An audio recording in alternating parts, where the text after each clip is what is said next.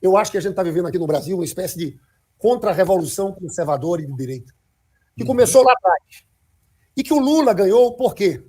Porque o Lula tem uma força no meio do povo, o resultado dos governos dele.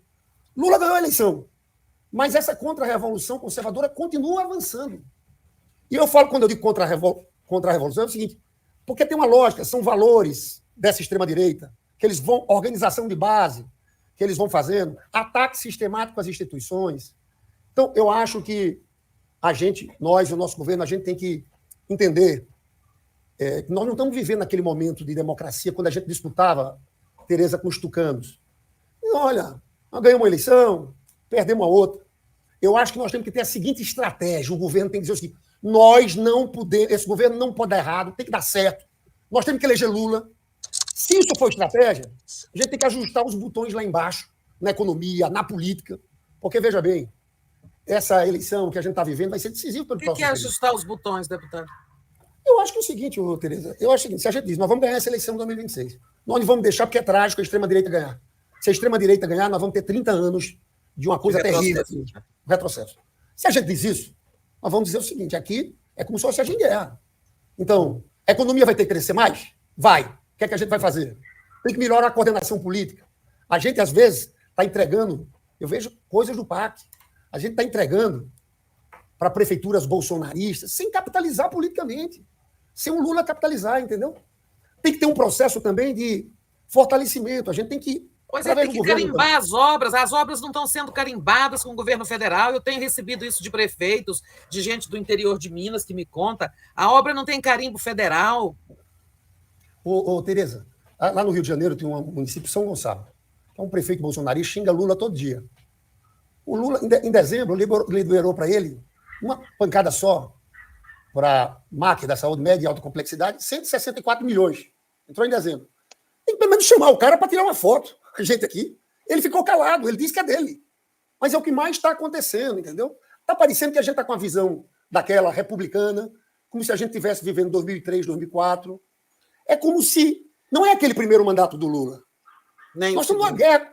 Nós estamos com uma guerra com essa turma aqui no Brasil. A gente tem que ser mais profissional. O parlamento é muito conservador. A pauta, quando eu falava dessa contra-revolução conservadora, a gente ganhou a eleição, mas a pauta é uma pauta bolsonarista.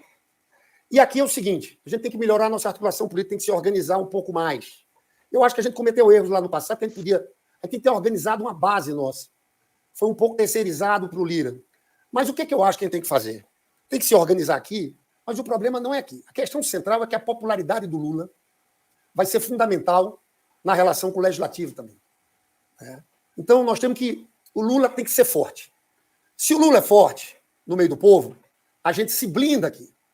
Se o Lula perde força no meio do povo, isso aqui pode dar qualquer coisa, tá? Isso aqui não é brincadeira. Isso. Então, a questão central é o seguinte, Lula tem que ter força nas ruas, força no povo. Isso tem que ser a nossa prioridade. Você pergunta, vamos investigar, o que é que a gente tem que fazer? Eu acho que são muitas coisas, né? São muitas coisas. Na economia, vocês sabem que eu tenho meio obsessão, é porque tem gente que diz, não é só economia, não é só economia, Florestan. Tem razão. Tem outros pontos.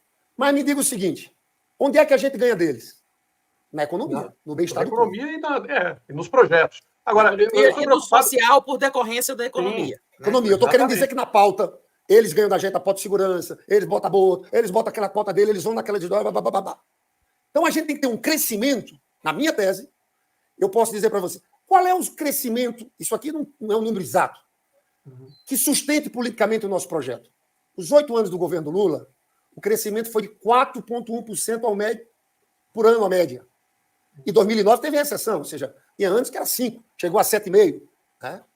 Então, esse é um primeiro aspecto. A tese minha é que crescer 2% e pouco por ano é insuficiente. Não é sustentável para a gente.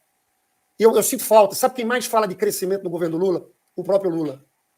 É o Lula. Eu sinto que essa agenda, a obsessão por crescer, como a Dilma teve em alguns momentos aqui, apertar os botões e ir fazendo, entender que a gente está numa guerra, não é uma situação de normalidade, né? Disputar mais, mostrar o que está fazendo, essa coisa das obras aí, organizar um núcleo duro no governo para valer. Está solto, tem muita divisão, tem que parar com isso. Tem que organizar, gente. Entendeu? Eu só acho isso, é que tem gente que está achando que está muito macio. Nós vamos levando. Não pode ser assim. É uma situação... Tem situação no passado que a gente disputava a eleição, ganhou, ótimo. Aí, Ô, Lindbergh, você está dizendo o seguinte, que só os resultados atuais não farão o Lula dar um arranque de popularidade. Né? Não farão. Que não tem uma sensação, mais. o cara de Nova Iguaçu lá, que não tem uma sensação assim, melhorou muito. E tem, tem contradições, olha só. Está muito xoxo, né? Assim, as pessoas estão vendo e tal, mas elas querem algo mais que mexa mais com a vida delas. E para isso tem que ter um crescimento mais vigoroso. Luiz Costa Pinto, você ia falar, mas deixa eu te explicar. Por exemplo, o desemprego. Os números são contraditórios. Vamos lá, para eu passar para você, Luiz Costa Pinto. Nós tivemos um crescimento da renda enorme. Temos que fazer mais propaganda disso. Sabe quanto foi? A renda per capita aumentou 11,5%. Mas por que aumentou? Pela PEC da transição. Aumento do salário mínimo e um aumento grande do Bolsa Família turbinado. Você sabe que aumentou 19% o número de domicílios. O valor aumentou em mais de 30%. Mas aí você, quando vai para pesquisas, você vê de emprego. Estamos com desemprego baixo, 7,8%. Mas sabe o que é que diz a pesquisa Atlas? Quando pergunta o que o governo está fazendo pelo emprego, 19% diz que foi bom, 57% ruim. A gente tem que tentar entender o que está acontecendo aí. Né? Tem que tentar entender. É emprego ruim? De baixa qualidade? A gente tem que estudar. Agora, veja bem, para eu passar para você, Luiz Costa Pinto. Muita gente ficou falando em 2023 como se fosse um pibão.